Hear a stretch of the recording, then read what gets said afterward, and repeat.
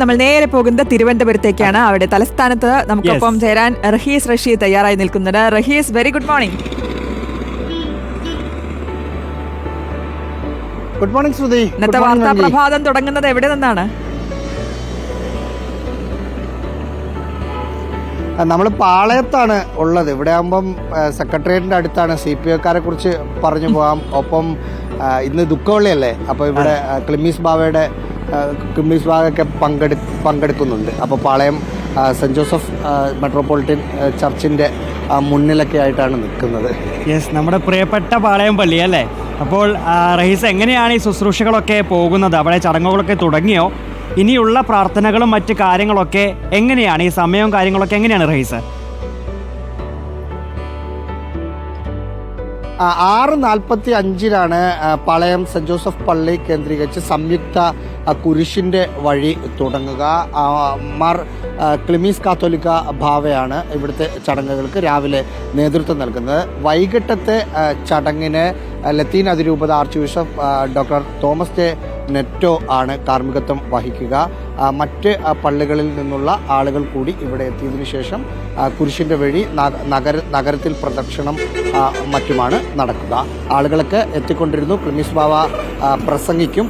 ഇവിടെ സ്വാഭാവികമായും സാധാരണ KCBC അധ്യക്ഷൻ കൂടിയാണ്. സാധാരണഗതിയിൽ ഇത്തരം ദിവസങ്ങളിൽ പ്രസംഗിക്കുമ്പോൾ ചില ആനുകാലിക സംഭവങ്ങളൊക്കെ പറഞ്ഞു പോവാറുണ്ട്. അങ്ങനെ ക്ലിമ്മീസ് ബാവയും തോമസ് ജെ നെറ്റോ ഒക്കെ പറയാനുള്ള സാധ്യതകൾ കാണുന്നുണ്ട്. പ്രത്യേകിച്ച് ഈ മുതലപ്പൊഴി ഒക്കെ നിൽക്കുന്ന സംഭവങ്ങൾ, മുനമ്പമൊക്കെ നിൽക്കുന്ന സംഭവത്തിൽ അതൊക്കെ പറയാൻ സാധ്യതയുണ്ട്. പ്രസംഗ പീഠവും മറ്റും ഒരുങ്ങിക്കഴിഞ്ഞിട്ടുണ്ട്. വെങ്കി, ഓക്കെ റഹീസ്, ഇനി നമുക്ക് മറ്റു ചില വാർത്തകളിലേക്ക് കൂടി നോക്കിക്കഴിഞ്ഞാൽ വനിതാ CPO റാങ്ക് ലിസ്റ്റ് കാലാവധി അവസാനം ഇനി ഒരു ദിവസം കൂടി മാത്രമേ ബാക്കിയുള്ളൂ. അത് 17 ദിവസമായിട്ടും സമരത്തെ പൂർണ്ണമായും അവഗണിക്കുകയാണ് സർക്കാർ ചെയ്യുന്നതും. എന്തായാലും ആശാസമരം 68ാം ദിനത്തിൽ എത്തി നിൽക്കുകയും ചെയ്യുന്നുണ്ട് അല്ലേ? അതാണ് ഇന്നും സ്ഥിരമായി സെക്രട്ടേറിയറ്റ് മുമ്പിൽ നടക്കുന്ന 2 സമരങ്ങളും ഇന്നുണ്ട്. വനിതാ സിവിൽ പോലീസ് ഓഫീസർമാരുടെ സമരമാണെങ്കിൽ അവരുടെ ആവശ്യം റാങ്ക് ലിസ്റ്റിൻ്റെ കാലാവധി കൂട്ടുക, നിയമനം നൽകുക എന്നതാണ്. പക്ഷേ ഇനി വെറും 24 മണിക്കൂറോ മറ്റോ, അല്ലെങ്കിൽ 24 അല്ലെങ്കിൽ 48 മണിക്കൂറോ മറ്റോ മാത്രമാണ്. കാരണം നാളെ രാത്രി 11:59 ആകുമ്പോൾ അവരുടെ റാങ്ക് ലിസ്റ്റിൻ്റെ കാലാവധി അവസാനിക്കും. സ്വാഭാവികമായും കാലാവധി അവസാനിച്ച് കഴിഞ്ഞാൽ അവർ നടത്തുന്ന സമരത്തിൻ്റെ പ്രസക്തി പോകും. കാരണം അതിനകത്ത് നിന്ന് നിയമനം നടത്തുക, അടിയന്തരമായി നിയമനം നടത്തുക എന്നതാണ് അവരുടെ ഒരു ആവശ്യം. മറ്റൊന്ന്, റാങ്ക് ലിസ്റ്റിൻ്റെ കാലാവധി ഈ വർഷം ഡിസംബർ മാസം അവസാനം വരെയെങ്കിലും കൊണ്ടുപോവുക എന്നതുമാണ്. റാങ്ക് ലിസ്റ്റിൻ്റെ കാലാവധി അവസാനിച്ചാൽ പിന്നെ ഈ 2 കാര്യത്തിനും പ്രസക്തി ഉണ്ടാവില്ല. വളരെ വ്യത്യസ്തമായ തരത്തിലുള്ള സമരം, അല്ലെങ്കിൽ സ്വന്തം ശരീരത്തെ പലതരത്തിൽ നോവിച്ചുകൊണ്ടുള്ള സമരം മറ്റുമാണ് അവർ നടത്തിക്കൊണ്ടിരുന്നത്. പക്ഷേ അവരുമായി ഒന്ന് സംസാരിക്കാൻ പോലും സർക്കാർ തലത്തിൽ തയ്യാറായിട്ടില്ല. സ്വാഭാവികമായും സർക്കാർ പറയുന്നത് ഓരോ റാങ്ക് ലിസ്റ്റിലും വേണ്ടതിൽ ഇരട്ടിയിലധികം ആളുകൾ ലിസ്റ്റിലുണ്ടാകും. ഇതുപോലെ സമരം ചെയ്യുന്ന ആളുകളെ ലിസ്റ്റിൽ നിന്ന് എടുക്കുകയാണെങ്കിൽ അതിന് മാത്രമേ സർക്കാരിന് നേരം കാണൂ. അതുകൊണ്ട് ഈ സമരത്തെ ശ്രദ്ധിച്ചൊരു പരിഹാരം ഉണ്ടാക്കുകയാണെങ്കിൽ അടുത്ത റാങ്ക് ലിസ്റ്റുകാർ സമരത്ത് വരും. അത് സർക്കാരിനെ വല്ലാത്ത തരത്തിലുള്ള പ്രതിസന്ധിയിലെത്തിക്കും എന്നതാണ് സർക്കാർ പറയുന്ന ഒരു വാദം. ശ്രുതി, ഒപ്പം അവിടെ ആശാ വർക്കർമാർ നടത്തുന്ന സമരം തുടരുകയാണ്. അവരുടെ അനിശ്ചിതകാല സമരം, അതായത് നിരാഹാര സമയമല്ല, അനിശ്ചിതകാല നിരാഹാര സമരം തുടങ്ങിയിട്ട് 2 മാസം ആവുകയും ചെയ്യുന്നു.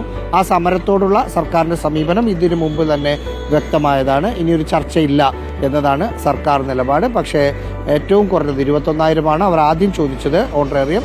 അതൊരു ഇപ്പോഴുള്ളതിനേക്കാൾ ഒരു 3,000 കൂട്ടി 7,000 മാറ്റി 10,000 ആക്കി തന്നാൽ സമരത്തിൽ നിന്ന് മാറാമെന്ന ഒരു നിലപാടാണ് അനൗദ്യോഗികമായി സംഘടനകൾ എടുക്കുന്നത്. പക്ഷേ അതിനും സർക്കാർ തയ്യാറല്ല. റഹീസ്, എനിക്ക് ഈ വനിതാ ഉദ്യോഗാർത്ഥികളുടെ ഒക്കെ ഒരു സമരം കാണുമ്പോൾ വളരെ സങ്കടം തോന്നും. കാരണം കഴിഞ്ഞ വർഷവും ഇതുപോലൊരു സമരം നമ്മൾ കണ്ടു. കുറച്ചുപേർ ഇതുപോലെ തന്നെ റോഡിലൂടെ ശയനപ്രദക്ഷിണം നടത്തി മറ്റും പല പ്രതിഷേധങ്ങൾ നടത്തി. പക്ഷേ ഒരു ഫലവും കണ്ടില്ല. അതുപോലൊരു സമരവുമായി മാറിയല്ലേ ഈ വനിതാ ഉദ്യോഗാർത്ഥികളുടെ സമരവും?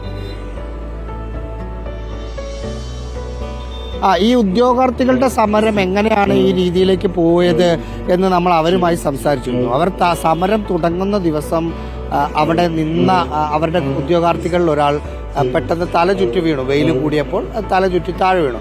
ആ സമയത്ത് പലരും അവരെ പരിഹസിച്ചു. ഒരു ചെറിയ വെയിലടിച്ചപ്പോൾ തലചുറ്റി വീണ ഇവരാണോ പോലീസിലേക്ക് വരുന്നത്? ഇവർക്ക് എത്ര കായികക്ഷമതയുണ്ട് എന്ന തരത്തിൽ പല സ്ഥലത്തു നിന്നും അവർ ആ തരത്തിലുള്ള പ്രതികരണങ്ങൾ കേട്ടു. ആ പ്രതികരണത്തിൽ നിന്നുണ്ടായ വാശിയിൽ നിന്നാണ് ഞങ്ങൾക്ക് കായികക്ഷമത ഉണ്ട് എന്ന് കൂടി കാണിക്കുന്ന തരത്തിൽ സമരത്തെ മാറ്റാൻ അവർ തീരുമാനിച്ചത്. അങ്ങനെയാണ് മുട്ടുകുത്തി ഉപ്പുകളിൽ നിന്നതും അതല്ലാതെ ഉപ്പുകളിൽ ചവിട്ടി നിന്നതും കൈയും കാലും ബന്ധിച്ച് സമരം ചെയ്തതും കിടന്നു ഇഴഞ്ഞതും ആ തരത്തിൽ നമുക്ക് കണ്ടാൽ തന്നെ ഭയങ്കര വേദന തോന്നുന്ന തരത്തിൽ കൈ പൊട്ടി കാല് പൊട്ടിയൊക്കെ സമരം നടത്തുന്ന ഒരു രീതിയിലേക്ക് അവർ പോയത് അതുകൊണ്ടാണ് എന്നാണ് അവരോട് സംസാരിച്ചപ്പോൾ മനസ്സിലാവുന്നത്. റഹീസ്, കഴിഞ്ഞ ദിവസങ്ങളിലൊക്കെ വിവാദമായി നിൽക്കുന്ന ഒരു ഫേസ്ബുക്ക് പോസ്റ്റും അല്ലെങ്കിൽ അതിലുള്ള ഒരു പ്രതികരണമൊക്കെ ഉണ്ടായിരുന്നല്ലോ ദിവ്യ എസ് അയ്യരുടെ. രണ്ടും കൽപ്പിച്ചുള്ള ഒരു ഫേസ്ബുക്ക് പോസ്റ്റ് എന്തായാലും വൈകിട്ടോടെ ഇന്നലെ എത്തിയിട്ടുണ്ടല്ലേ ദിവ്യയുടെ. ഇതിൽ കെ മുരളീധരനുള്ള ഒരു മറുപടിയാണ് ആ പോസ്റ്റിൽ എന്നാണ് മനസ്സിലാക്കുന്നത്. സോപ്പിന്റെ പാതയല്ല ജീവിത പാതയാണെന്നൊക്കെ സൂചിപ്പിച്ചുകൊണ്ടുള്ള ഒരു പോസ്റ്റ്. എന്താണ് അതിലും കുറിപ്പിൽ എന്തൊക്കെയാണ് സൂചിപ്പിച്ചിരിക്കുന്നത്? ദിവ്യ നമ്മളോട് പറഞ്ഞതുപോലെ തന്നെ താൻ പറഞ്ഞ നിലപാടിൽ ഉറച്ചു നിൽക്കുകയാണ്.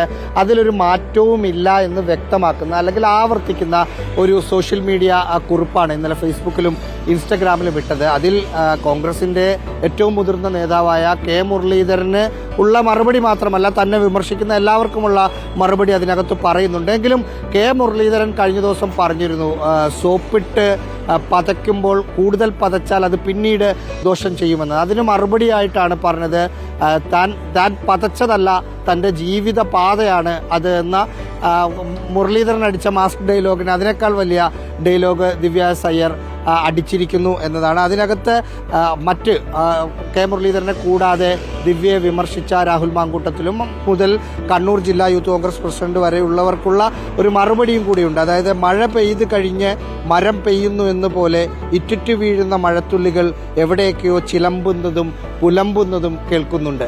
എല്ലാം ഒരു പ്രാസമൊപ്പിച്ച് അല്ലെങ്കിൽ കലക്കൻ ഡയലോഗുമായി ഒരു രാഷ്ട്രീയക്കാർ നൽകിയ വിമർശനത്തിന് രാഷ്ട്രീയക്കാരെ പോലെ തന്നെ അല്ലെ രാഷ്ട്രീയക്കാരെക്കാൾ ഒരുപടി മുമ്പിൽ നിൽക്കുന്ന വാക്കുകൾ ഉപയോഗിച്ച് മറുപടി നൽകുന്നു ദിവ്യ എസ് അയ്യർ. സ്വാഭാവികമായും ഈ ദിവ്യ എസ് അയ്യർ കോൺഗ്രസ് പോരാട്ടത്തിനിടയിൽ ശബരിനാഥനായിരിക്കും സ്വാഭാവികമായും രാഷ്ട്രീയത്തിൽ കുറച്ചധികം ഭാവിയുള്ള പ്രധാനപ്പെട്ട നേതൃസ്ഥാനത്തേക്കൊക്കെ വരും എന്ന് കരുതുന്ന ശബരിനാഥനായിരിക്കും ഇതിനിടയിൽ കിടന്ന് പൊളിറ്റിക്കലായി, അതായത് അവരുടെ ജീവിതകാര്യം വെച്ചിട്ടല്ല, പൊളിറ്റിക്കലായി സ്വാഭാവികമായിട്ടും ഇത് വെച്ച് കോൺഗ്രസ്സുകാർ കെ മുരളീധരനെയൊക്കെ ദിവ്യ എസ് അയ്യർ വിമർശിച്ചു.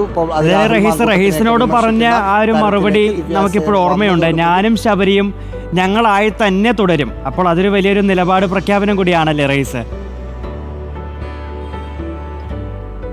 സ്വാഭാവികമായിട്ടും ദിവ്യയുടെ നിലപാട് കൃത്യമായി പറഞ്ഞു. കാരണം വലിയ തോതിൽ ചുറ്റും സൈബർ ആക്രമണം നടക്കുന്ന ഒരു സാഹചര്യത്തിലാണ് നമ്മൾ മിനിഞ്ഞാന്ന് രാത്രി കണ്ട് ഇന്നലെ ടെലികാസ്റ്റ് ചെയ്ത് ദിവ്യയെ കാണുന്നത്. ദിവ്യ പറയുന്നത് എൻ്റെ നിലപാടിൽ ഒരു മാറ്റവുമില്ല. ദിവ്യ തുടക്കം മുതൽ പറയുന്ന ഒരു സ്റ്റാൻഡ്, എൻ്റെ ഓഫീസിൽ അല്ലെങ്കിൽ എൻ്റെ സഹപ്രവർത്തകരായ ഒരാൾ ട്രാൻസ്ഫർ ആകുമ്പോൾ അവർ സർവീസിൽ നിന്ന് വിരമിക്കുന്ന സമയത്തൊക്കെ അവരെ അഭിനന്ദിച്ച് താൻ എഴുതുന്ന ഒരു രീതിയുണ്ട്. ആ ഒരു രീതിയാണ് ഇവിടെയും അവലംബിച്ചത് എന്നാണ് ദിവ്യ അയ്യർ പറയുന്നത്. പക്ഷെ അവിടെ ഒരു പ്രശ്നം എന്ന് പറയുന്നത് ഈ കെ രാഗേഷും അല്ലെങ്കിൽ മുഖ്യമന്ത്രിയുടെ ഓഫീസുമായി ബന്ധപ്പെട്ട് ദിവ്യ അയ്യർ പ്രവർത്തിച്ചിട്ടില്ല എന്നാണ് മനസ്സിലാക്കുന്നത്. അല്ലെങ്കിൽ വിസിൽ MD എന്ന നിലയിൽ മുഖ്യമന്ത്രിയുടെ അല്ലെങ്കിൽ മറ്റു പദവികൾ വഹിക്കുന്ന ആളെന്ന നിലയിൽ അതിൻ്റെ ഒരു പ്രധാന കേന്ദ്രമെന്ന നിലയിൽ മുഖ്യമന്ത്രിയുടെ ഓഫീസുമായി ബന്ധപ്പെട്ടിട്ടുണ്ടാകാം. അതല്ലാതെ കെ രാഗേഷുമായി നേരിട്ട് ഒരു ഓഫീസിൽ പ്രവർത്തിക്കുന്ന തരത്തിലുള്ള പ്രവർത്തനങ്ങളൊന്നും ഉണ്ടായിട്ടില്ല എന്ന് തോന്നുന്നു. അതൊക്കെ വെച്ചിട്ടാണ് കോൺഗ്രസിൻ്റെ ഒരു വിമർശനവും. എന്തായാലും റഹീസ്, ഒരുപാട് വാർത്തകളുള്ള ദിവസം തന്നെയായിരിക്കുന്നു. അതിലിപ്പോൾ ഈ മുതലപ്പൊഴി വിഷയം, അതിൽ ഈ പൊഴി മുറിക്കുന്നതിൽ പ്രതിസന്ധി തുടരുകയാണല്ലേ. അതിൽ ഈ മണൽ മുഴുവൻ നീക്കാതെ പൊഴി മുറിക്കാൻ അനുവദിക്കില്ല എന്നുള്ളൊരു നിലപാടിൽ ഉറച്ചു തന്നെ നിൽക്കുകയാണ് മത്സ്യത്തൊഴിലാളികൾ. എന്തായാലും നിലവിൽ പ്രതിഷേധങ്ങൾക്കൊരയവുണ്ട്. എന്തായിരിക്കും ഇനി സംഭവിക്കുക? ഇവർ പൊഴി മുറിക്കാൻ സർക്കാർ സംവിധാനങ്ങൾ വന്നാൽ ഇന്നലെ കണ്ടതിനേക്കാൾ ഇരട്ടി പ്രതിഷേധം മത്സ്യത്തൊഴിലാളികളുടെ ഭാഗത്തു നിന്ന് കാണേണ്ടി വരും എന്ന കാര്യം ഉറപ്പാണ്. സർക്കാർ ഇന്നലെ അവർ ഒരു ബലം പ്രയോഗിച്ച് വേണമെങ്കിൽ പൊഴി മുറിക്കാം, കുറച്ച് പോലീസ് സ്ട്രെങ്തൊക്കെ ആയിട്ട് പോകാം എന്നൊരു രീതി സർക്കാരിന് ഇന്നലെ ഉണ്ടായിരുന്നു. അവിടെ എത്തിയപ്പോൾ മത്സ്യത്തൊഴിലാളികളുടെ ആറ്റിറ്റ്യൂഡ് മനസ്സിലായി, എന്തു വന്നാലും അവർ തടയും എന്ന കാര്യം വ്യക്തമാക്കി പോലീസ് പിൻവാങ്ങുകയാണ് ചെയ്തത്. ഇന്ന് പോയി പൊഴി മുറിക്കാം, പ്രത്യേകിച്ച് ജില്ലാ കളക്ടറുടെ ഉത്തരവും മറ്റുമുണ്ട്. അതിനെതിരെ പ്രതിഷേധിച്ചാൽ അവരെ അറസ്റ്റ് ചെയ്യുന്ന നടപടിക്രമങ്ങളിലേക്കൊക്കെ കടക്കാനുള്ള നിർദ്ദേശവുമുണ്ട്. അതുകൊണ്ട് ഇന്ന് പോയി പൊഴി മുറിക്കാം എന്ന് തീരുമാനിച്ചിട്ടായിരുന്നു ഇന്നലെ ഉദ്യോഗസ്ഥർ അവിടെ നിന്ന് പിൻവാങ്ങിയത്. പിന്നീട് മന്ത്രി ഉദ്യോഗസ്ഥ തലത്തിൽ നടന്ന ചർച്ചയിൽ മത്സ്യത്തൊഴിലാളികളെ പ്രകോപിപ്പിക്കാതെ അവരോട് കാര്യങ്ങൾ പറഞ്ഞു മനസ്സിലാക്കി അവരുടെ കൂടി അനുമതിയോടുകൂടി മാത്രം പൊഴി മുറിച്ചാൽ മതി, ഒരു സംഘർഷ സാഹചര്യത്തിലേക്ക് മുതലപ്പൊഴിയെ കൊണ്ടുപോകേണ്ടതില്ല എന്ന തീരുമാനത്തിൽ അവരെത്തി. അതനുസരിച്ച് ഇന്ന് നടപടികളൊന്നും ഉണ്ടാവാൻ ഒരു സാധ്യതയില്ല. പ്രത്യേകിച്ച് ഇത് ദുഃഖവെള്ളി കൂടിയാണ്. ആ ഒരു സാഹചര്യത്തിൽ അങ്ങനെ ഒരു നടപടികളിലേക്ക് പോകാനുള്ള സാധ്യതയില്ല. പക്ഷേ സർക്കാരിന് മുമ്പിൽ ആ പൊഴി മുറിക്കുക എന്നത് ഒരു ബാലികേറാമലയായി തുടരുകയും ചെയ്യും. തീർച്ചയായിട്ടും എന്തായാലും വാർത്തകളുമൊക്കെ ആയിട്ട് സജീവമായിട്ട് തന്നെ നിൽക്കുക. നല്ലൊരു ദിനം ആശംസിക്കുന്നു റഹീസിന്.